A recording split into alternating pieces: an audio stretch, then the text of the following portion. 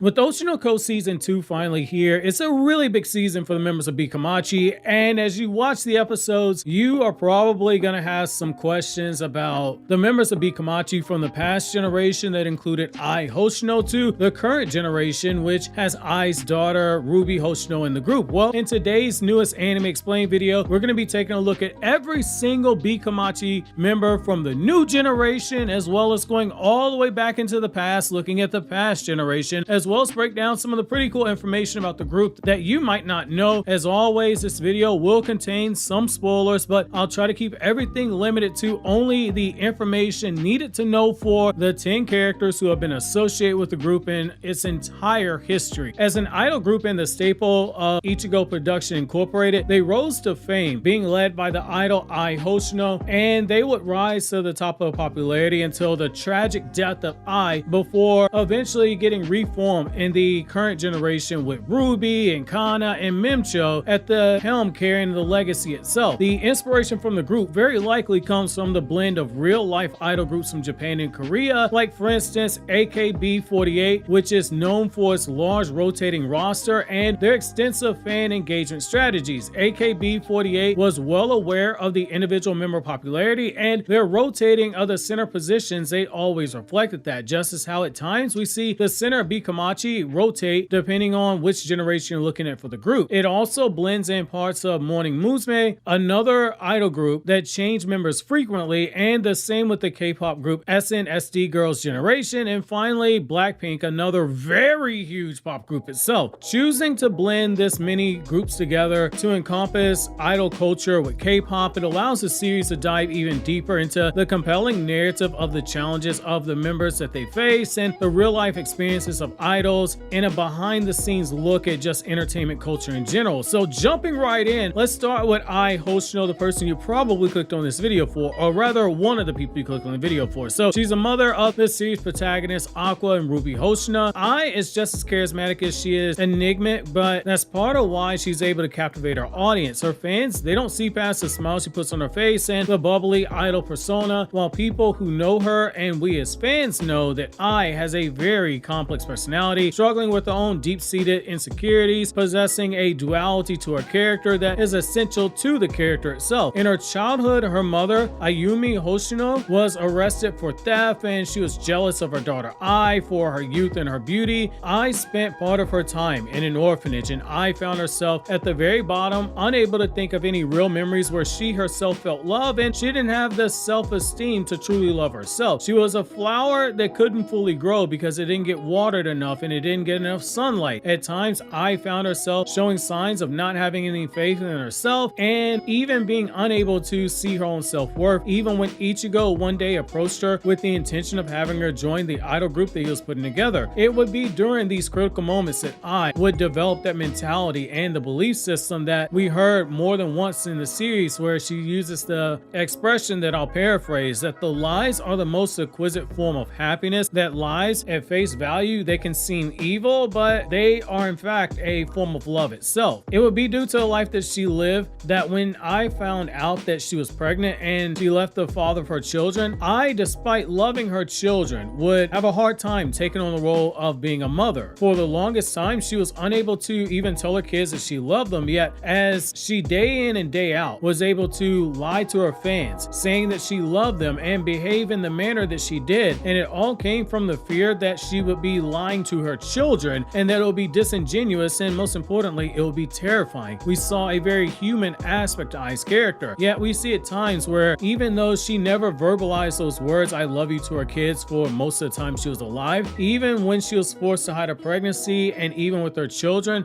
there were very subtle signs that she did love them despite her silence. That's what makes the moment where she does die so heartbreaking, because it was in that moment, as the life was spilling out of her body, that you could see Ai come to the realization just how much she loved her children, having a sincere love that wasn't tainted by dishonest, and even in those last moments, thinking about the lifetime experiences that she would never get to share with her two children. Even in death, she was at the center of everything that was going on, even as she tried to open up to the very distraught distraught Aqua, and we as the audience, we see Ruby behind the door, confused about what it is that's going on. Our hearts as readers and viewers, they were with Ai in that moment and the tragedy that was her life unfolding, or rather coming to an end. With her private life, Ai, she didn't have too many friends, and even in her group, there were members who were just downright jealous of her, they were resentful of her, and most importantly, of her blossoming star. Ai, in a lot of ways, she was a loner, she was clumsy, she was impulsive, she was reckless at times, yet that was all a part of her charm. The duality of Ai Hoshino is what makes her one of the shining gems of the series. She embodies both the innocent side of a regular teenage girl and then later on the 20-year-old young mother, while also being a beloved idol, while privately behind the scenes being vulnerable and very heavily conflicted. She rose from obscurity to become the central figure of B-Komachi, coming from a troubled childhood, dealing with issues of abandonment and longing for the connection of genuine love, even beginning to change the way that she dressed and carried herself when she finally found love with the father of Aqua and Ruby, and it would ironically be that love for her children and the father of her children that would set the stage for her death, and the world, it would grieve Ai just as it did a famous Japanese idol from 2016, Mayu Tomita, the 20-year-old idol who was the same age of Ai at her death, who played a fictional idol on television in a series called Secret Girls, just as Ai was once an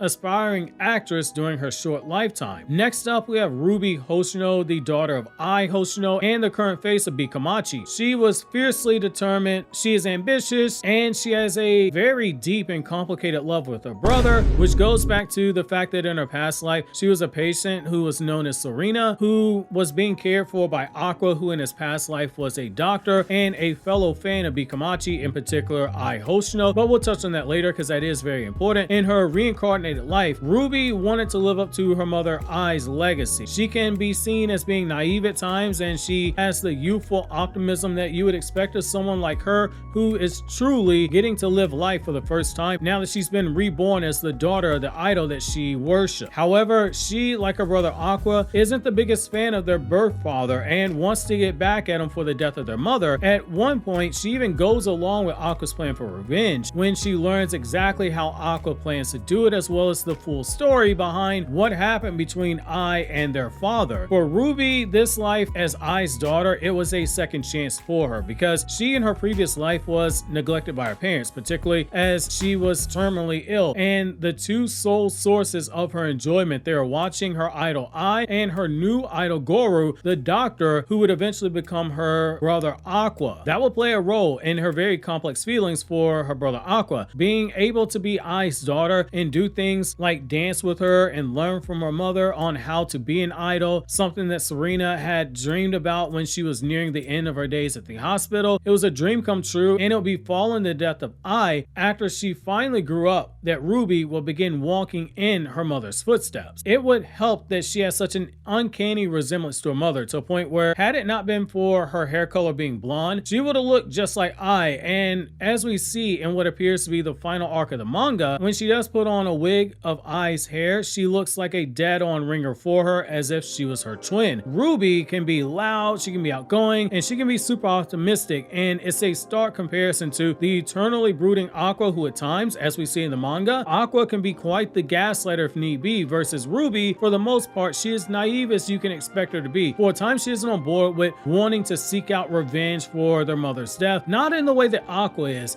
Instead, she wants to pursue her own dreams as an idol, and at one point, she's working herself so thin that even Aqua takes note of it, and those around her realize the insane schedule is starting to show signs of getting to Ruby. Like her mother, who was super popular, that it caused jealousy in the ranks, Ruby herself isn't above this once the spotlight on her begins to grow larger, with both Mem and Kana, each showing very subtle signs of that being the case, or in the case of Kana, she verbally admits her jealousy, with there being a rather big blow up in the final arc that I won't go into detail with due to the spoiler nature. Despite the image of her being the airhead sister to Aqua, Ruby is a lot smarter than she lets on, and she's perceptive enough that she uses this image about herself that others have of her completely to her advantage when the time requires it. As we see later on, she's good enough at hiding her intentions that even someone as calculating as Aqua is for a time fooled by her, because she is every bit as cunning and methodical as her twin brother. Part of the reason why she was so intent on capturing won the heart of her brother. It goes back to how she was when she was a terminally ill patient waiting to die. She would spend a lot of time with Aqua in his past when he was a doctor, at one point asking him, which I'm going to paraphrase by the way, if she did ever become an adult at the age of 18, would he love her? And now that she's been reincarnated, those words and that promise, it led to a very rather controversial scene where she approaches Aqua after learning the truth and reminds him of their promise that if she ever turned 18, that he would fall in love with her. This in the way that she is in the final arc, where she finally gets the opportunity to understand the true nature of her mother's heart and truly understand the complexity of Ai Hoshino as a character. It's what shapes Ruby Hoshino into a very well-written character. Next up, we have the lesser-known member of B-Komachi, Takamine, one of the original members of the group who, after it breaks up, she turns into a mother, and she isn't above giving out tough love as she sees it needs to be, and if she thinks it's for the betterment of the group around her. However, she, like most of the other members of the group outside of Ai, they have smaller roles, but when it comes to the character of Fuyuko, she is one that has one of the darkest relationships with Ai's character. So that brings us to Fuyuko. Fuyuko was one of the founding members of B-Komachi, and she is a perfect embodiment of the darker side to idol culture. So basically, she used to be the one who was at the center of the attention, the super popular one, literally at the center of the group at all times. But as Ai's natural talent and charm eventually caused Ai to be propelled to the top of the spotlight, it led to Fuyuko having some very intense jealousy towards Ai on a massive level, and that jealousy transformed into obsession and eventually guilt when Ai died, and for really good reason. She was really working with the father, Aqua and Ruby, and as of this recording, this part right here is purely unconfirmed speculation, but it is strongly implied that her obsession with Ai is what pushed her into having an involvement in Ai's death, and that she was previously involved with the father, Aqua and Ruby. Like Ai, she can come across like a bit of an airhead, and she had to be ordered around by Takamine, and she was the recipient of a lot of love from the latter. But as Ai began to emerge as the top star, her jealousy would get the better of her, and she would talk crazy to Ai, cuss at her for being so popular, and each time Ai would just hit her with a smile and act like she didn't understand what it is she was saying, even though Ai, deep down inside, she knew the truth, but she chose not to feed into it, carrying on that belief of hers that lies, they are a form of love. So instead of getting confrontational with her, she just smiled in her face and played ignorant. When Ai did finally pass away, she felt guilty for not being able to apologize to her, and she's obsessed with Ai's memory, with wanting it preserved so that no one will surpass Ai in terms of popularity, to a point that she's even willing to work with Aqua and Ruby's father in order to make sure that Ai's memory is remained intact and she isn't surpassed. Next, we'll go through the members of B-Komachi that don't have too much about them, so we can move on to the remaining two members of the group itself, with Kana and Mem-Cho rounding it out. So Watanabe, she can be identified by the frog hairpin that she wears, and when they're making the movie 15-Year-Old Lie, we know that she can be pegged down just by the process of elimination by the characters. Now, Meimei is the one that's wearing the cat hairpin, which is super fitting given the fact that Mem-Cho is the one who's playing her in 15-Year Lie, and she wears her hair in a bob. Now, Ari, she wears the hamster hairpin, and she has green hair, and she was there when baby Aqua and Ruby were doing that infamous otaku dance. Kyun is the one that's identified by the penguin hairpin due to these characters literally not having much depth to them, as in literally they're being next to nothing. We're gonna gloss over them for now, and we'll close this out with Mem-Cho and Kana. Now, Mem-Cho is the energetic social media influencer who is lighthearted, she's humorous, and she's catfishing the whole world by pretending to be a high school student when in reality she's way older, pushing 30. Despite the lie that she tells the masses, her story is one that shows adaptability and resilience in how she pursues her dreams at any cost, and she's the type of friend that you definitely want in your corner, someone who is encouraging and supportive of both the much younger Kana and Ruby, though she and Kana do share a bit of a rivalry, with Kana getting a couple of funny digs at the expense of Mem-Cho in the manga, but it's nothing malicious, but it is funny. Now, she missed her chance at being an idol, and she transitioned into becoming a YouTube streamer, and then she got to be part of a reality TV dating show from the very first arc, and she was finally given the chance to be an idol when Aqua approached her with the plan to recreate B-Komachi. She's playful but mischievous and good at hiding her age and the fact that she's pushing 30. She's made the honorable decision to put her family before her own dreams, supporting her younger siblings through college, and in the blink of an eye, all those years they passed her by, but the trade-off for losing so much of that time was that her family family was now basically secure, which led to her becoming a YouTuber as popular as she is and building a very popular platform. Much like how I projected the lie by hiding her age, knowing that if her age ever got out, it would hurt her credibility with her audience. Even though she could be considered the adult in the room, and she should be considered the adult in the room, it can be argued at times that she comes across as being the biggest child in the room, but that's part of the charm for her character. However, for as aloof and adorable as she is at times, she is a very hard worker, which as a content creator myself, I totally understand exactly what it is that she's going through. She puts in long hours and she tries new things to keep her audience happy. She applies the same grindstone mentality to being an idol and doing her best to support her friends in the group, and even her friends like Akane, who isn't in the group, but she is caught in the most intense love triangle between Aqua and Akane and Kana, which given Ruby, we might need to call this a love rectangle at this point, but Mem-Cho, being as loyal as she is to all those she calls her friends, she's not too sure who it is she should be rooting for, though she does take note, hey, Ruby's being a little too loving towards her brother. Finally, we have Kana, the child prodigy, who has caught feelings for Aqua and formed a rivalry with Akane and a growing resentment towards Ruby, yet she's self-aware of her own resentment towards Ruby's star, that she begins to start feeling bad for the feelings that she's holding towards Ruby. She might have been a talented star, but she got fewer jobs of work over time,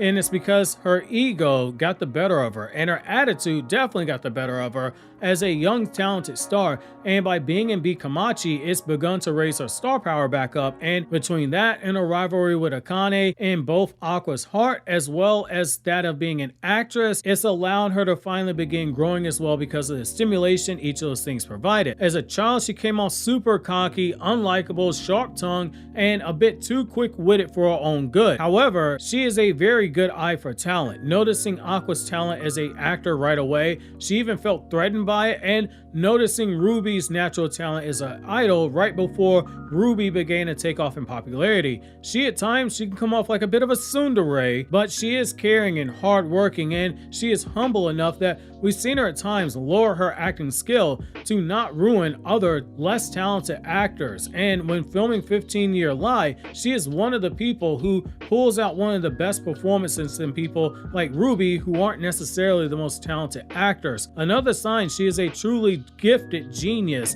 in this art form of acting itself. She at times, she's been shown having very low self-confidence away from the field of acting, downplaying her singing ability, and feeling threatened at times by Akane. Despite the latter respecting her as an actor, she has her pride, so she can be a bit stubborn at times, too stubborn for her own good, but she is also extremely caring, being willing to step aside for Aqua and Akane when it looks like their romance is hitting the upswing, and even putting her own feelings on the back burner for Aqua and towards Ruby at different points in the story. But we also see that she is concerned enough for Aqua that when Akane and Aqua, they were beginning to grow closer, she tells Akane to not baby Aqua, showing how much she cares for him and how much she understands what Aqua needs. While the love triangle between these three is still ongoing because the manga isn't quite over yet, and Kana appears to have an edge right now, the depth to her character, it makes her at the very least someone who doesn't need romance to have several layers to her character. While this might be it for every B-Komachi member explained, I'll be back with character video essays for different Hoshino characters and other topics in the series, like say who is Aqua and Ruby's father, for those of you guys who are still curious about that, or you want to learn more about the characters, and I'll update the end screen